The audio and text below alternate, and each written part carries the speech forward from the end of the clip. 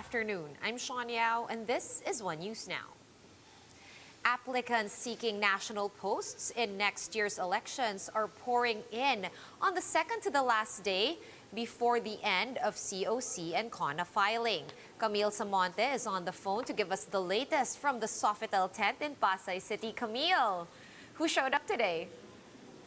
Sean, as expected, filers flocked to the Harbor Garden tent here in Sofitel, Pasay ahead of tomorrow's deadline of COC filing. There is currently a long line of filers for party lists, and aspiring senators have also filed their COC.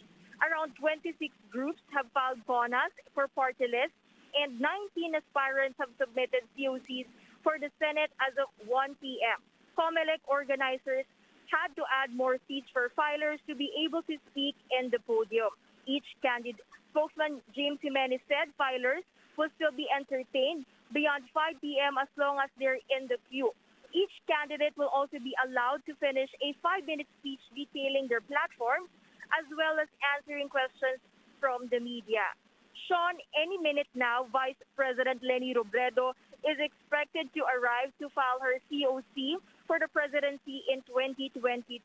Robredo has announced her plans for Malacanang, but has yet to say who will be her running mate. Antonio Trillanes, meanwhile, will run for senator under Robredo's slate. Sean? All right, thank you so much for that update. Looking forward to more. That was Camille Samonte on the phone, joining us live from the Sofitel tent in Pasay. One political analyst says that rebranding appears to be the current trend in Philippine politics. Professor Julio T. Hankey told the chiefs that some presidential candidates for 2022 are opting for smaller political parties. He says this is to reposition themselves as, quote, outsiders. They are all trying to run as outsiders, no, that they're not part of the system, no, because that is the very same narrative that Rodrigo Duterte peddled in 2015. So they're trying to reinvent themselves. Now, of course, we all know it's a game of politics. T. Hankey also touched on possible challenges for the traditional opposition candidates. He says they must find ways to seek the support of undecided voters in order to boost their standing. Kung titignan natin yung latag ng politika natin, no? Kung ibabase natin dun sa base constituency ng traditional opposition, no? Based sa performance nila ng 2016 at 2019, mukhang kukulangin sila para manalo sa 2022. Diba? So, yun yung dahilan kung bakit si VP Leni, no, tried her very best to unify the non-administration candidates.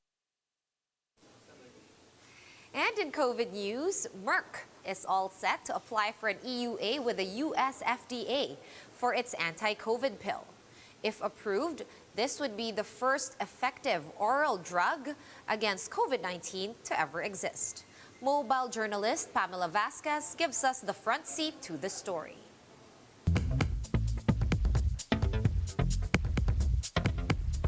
An experimental drug against COVID-19 has been generating a lot of buzz around the world. It's called Molnupiravir, developed by pharma giant Merck. Sa mga hindi pa nabakunahan, kung magkaroon po sila ng COVID at kasama po sila dun sa at-risk na population, pag binigay mo itong Molnupiravir, yung chance na they will end up in the hospital goes down by half, by 50%. Merck will apply for emergency use authorization in the US soon. If approved, Molnupiravir will become the first oral antiviral treatment for COVID-19. IATF advisor Dr. Edsel Salvaño says once an EUA has been granted in the US, the approval process here is usually quick. In fact, a clinical trial is already underway at the Lung Center of the Philippines. In fact, as of yesterday, may 4 na hospitals na nag-grant ng compassionate special permit for this drug ng FDA. This early, countries like Australia and Thailand are already in talks to buy Molnupiravir in bulk. Meanwhile, the FDA has also approved more brands for the drug tocilizumab, which is used to treat severe COVID. It's in short supply globally, which has given birth to a black market here in the Philippines, with doses selling for as much as 10 times the retail price. Naging tatlo na yung ating approved na mga brands. Nag-approve din natin isang brand nila, yung Roactemra, tapos meron po yung Temziva at yung Libson, na ngayong buwan na ito ay parating na rin daw. The FDA also greenlit 2 more brands of baricitinib, which is an arthritis drug. The agency says it's put up a special lane to fast-track emergency use approvals for drugs for the treatment of COVID-19. Mobile journalist Pamela Vasquez, We Are One News. The Philippine FDA has issued emergency use for the drug Ronapreve as a treatment for mild to moderate cases of COVID-19. Ronapreve can only be used for patients aged 12 and older, and it can only be purchased by the Health Department or the National Task Force, and can only be administered to COVID-19 patients in health facilities and in hospital. The World Health Organization previously sought equal access to Ronapreve as a treatment for COVID-19. We'll be back with more stories after this short break. Keep it here on One News.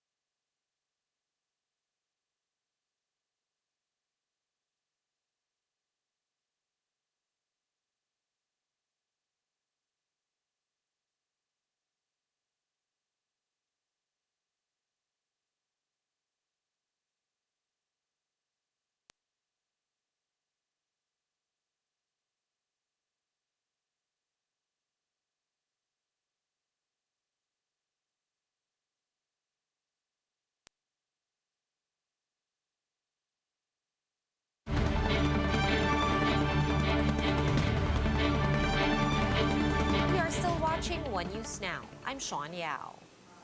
The Octa Research Group has noted the continuous decline in average daily cases of COVID-19 in the NCR. Octa fellow Professor Guido David said the 7-day average for cases in the NCR has gone down by 32% to 2,600. Metro Manila's reproduction rate also fell to 0.67 from 0.88 in the previous week. Octa says new cases in Metro Manila may further decline to less than 1,000 by the end of October.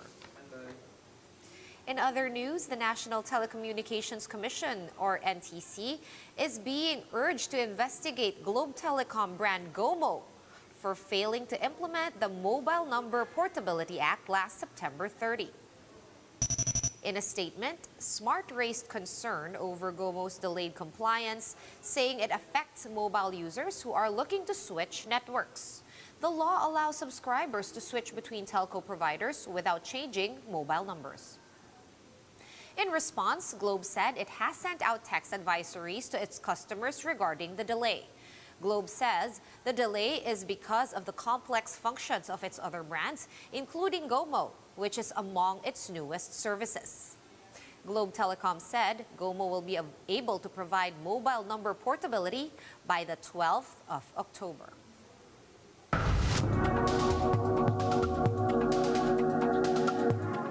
And a record number of Chinese flights entered the Taiwan Air Defense Zone. This comes after a large exercise conducted by American allies.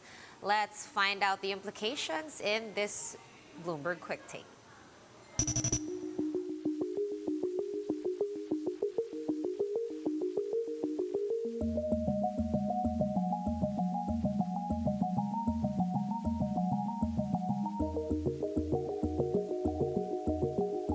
目前眼前状对我们军方来讲的话，我只跟委员报告，是我从军以来40多年以来看到真的是最严峻的时候。要翻台的话，他目前有这能力的，都有的，但要看怎么一个结局。说我们不做任何挑衅但是说把他激怒了，就跟我们人一样，你把我激怒了，我手上能力我也会发挥出来。所以2025是我们研判要全面我们这样研判的。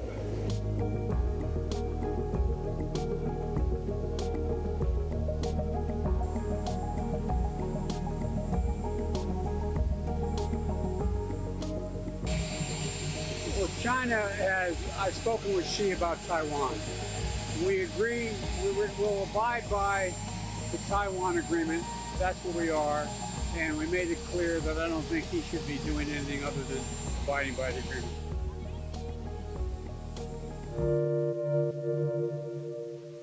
Let's take a quick look at today's other top stories. National Police Chief Guillermo Eleazar has ordered all unit commanders to start mapping out election security plans in their areas of responsibility. Citing police data, Eleazar said rivalries are expected to heat up as we approach the final stretch of the filing of certificates of candidacies, or COC. Vice President Leni Robredo has finally decided to run for president in next year's national elections. Robredo, who leads the opposition, is set to file her certificate of candidacy at 3 p.m. today. Just hours before her announcement, the hashtag LabanLeni2022 had already been trending on Twitter. And Twitter users are now asking Filipino musician Eli Buendia to fulfill his promise of an Eraserheads reunion. Recall that Buendia tweeted about a possible reunion, likely in jest, if Robredo pushes through to run for president in 2022. Visual artist Kevin Raimundo took to Twitter to show his support for Robredo, calling the presidential bet an essential. For more updates, visit News 5, The Philippine Star, and Business World online. Visit our website, onenews.ph, for more in-depth analysis. You can also catch One News on the Signal Play app. Register for a free account at www.signalplay.com and stream One News live anytime, anywhere. Masks on, wash hands, and stay safe, Philippines. I am Sean Yao. We are One News.